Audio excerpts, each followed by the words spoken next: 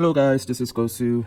Today I wanted to make a video kind of ranting about the most popular YouTube content creators in Rise of Kingdoms. I think they are unintentionally killing the game uh, because basically they are setting unrealistic expectations for most of the players.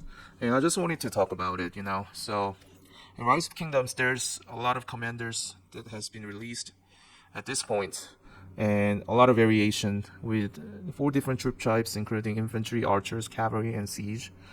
And I mean, it can be a little bit overwhelming to kind of strategize your spending and investment, as far as equipment and gold has, armaments.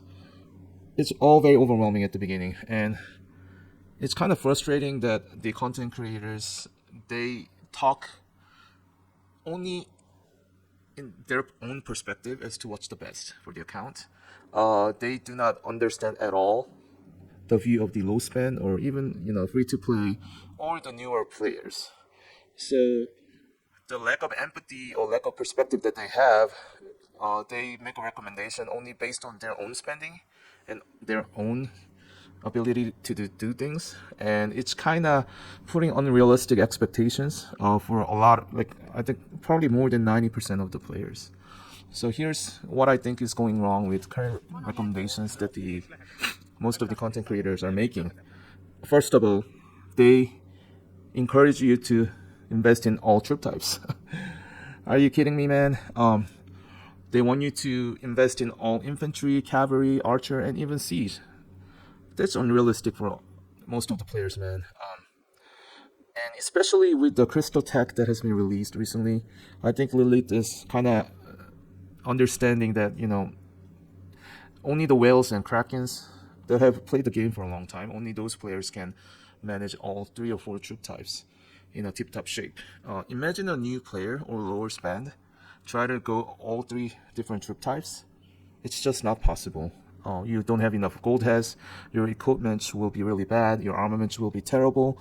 You go into the field, you'll just get shredded, and you will trade really badly. And guess what? You'll quit. So the recommending all different troop types to be invested, that's a horrible advice. And I mean, of course, content creators all recommend that. So they have no clue how, they like most of the popular content creators, they spent six figures plus on this game, and of course they can afford to do whatever they want. But in this game, in order to survive, we need lower spend and free to plays and newer players to survive, and that's not a strategy that those players can afford. They'll get burned out, they'll get wrecked, and they'll quit. So why are they recommending this kind of absurd recommendations? They can only see it from their perspective, how to optimize, spending thousands of dollars a month.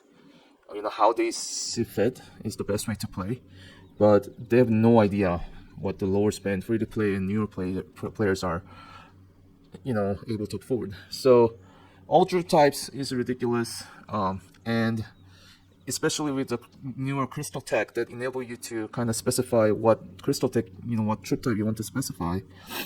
I think there's no reason for you to invest in all troop types. But they're recommending 5 marches on the field with all different troop types. I mean, you just those types of players cannot afford that. They just get shredded.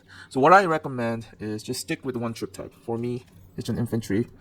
I have a good infantry gears, and I also have this couple siege marches on the side, so I can do a decent amount in the open field. So the goal is to do effective trades as much as you can, since you have limited resources and speed ups, limited amount of materials and gold heads compared to the whales and krakens.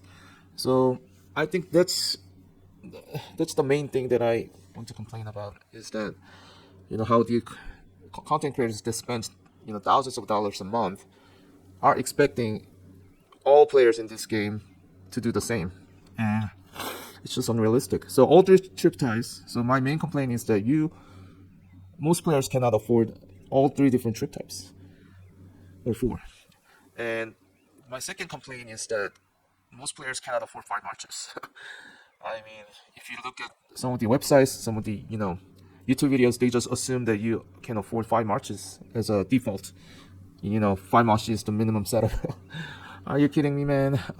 In order to afford 5 marches constantly for days of field, you have to spend a lot of money on this game. And you know how, I mean, you don't have enough resources, speed ups to afford that. Like 90%, 90 plus percentage of players cannot afford that. So basically, those two things are kind of setting unrealistic expectations for the low spend, free to plays, and also the newer players, and that's gonna make them kind of feel bad about what they're doing, and they're gonna still try to fill to 5 plus marches with bad gears, bad equipment, and they'll run out of speed ups, they run out of resources, and they look at the reports that says 30 to 40% trades. What do you expect? They're gonna quit. Okay, so it's better to have 1 or 2 marches that are strong, just one trip type, and persistently and consistently get trades that are 100 to 200% plus trades, and that's gonna make you feel better about your account. The way you play. It's gonna be good for long term. Sustainability in this game. So I think the content creators really have to wake up and stop catering to like only those players who are playing this game nonstop and spending thousands of dollars. They need to kind of cater more towards casual players. They takes majority of the player base, and that's part of the reason why I don't think this game is not succeeding as much, because all the content creators, they are kind of narcissistic. They spend a lot of games. They have best accounts. They can do all these things. They have no empathy, no sympathy, and they lack complete perspective as to what the newer players and then the low spends have to go through. So if they can only experience it themselves, how it's just not feasible as a lower spend and newer players to follow all their recommendations, then they wouldn't be doing this. So stop catering to the Krakens and whales in this game. Try to cater more towards the newbies and casual players to have fun in this game. And I believe the way to do this is not to go 5 plus marches, do 1 to 3 marches, and consistently get a better trades, and stop trying to invest in everything. Focus on 1 or 2 troop types at max, and don't diversify your assets and just get shredded on the field. So I think that's the best way to go for majority of the players. So, and I wanted to mention that the new crystal tech also kind of supports my idea that 1 or 2 troop types can work in this game. So you may ask then, if I'm an infantryman, do I skip QSH? Because QSH is the strongest commander in the game right now. Yes, you have to skip the QSH, okay? You have to be able to make the kind of sacrifice in order to go long term. You cannot just willy-nilly trade, commit to everything that seems strong at the time. QSH may be the new, benchmark of the power creep, and then there may be, more and more, strong commanders come in, and you cannot afford to invest in all those things. So sometimes you have to be able to skip certain commanders. And unfortunately, the content creators, they try to hype all the new commanders that are strong because they can afford to do so. But just be mindful, 90+% of the players cannot afford to do so. And we are losing those players every day. So in order for this game to succeed, the content creators kind of needs to wake up and cater more towards the non-whales, non-krakens.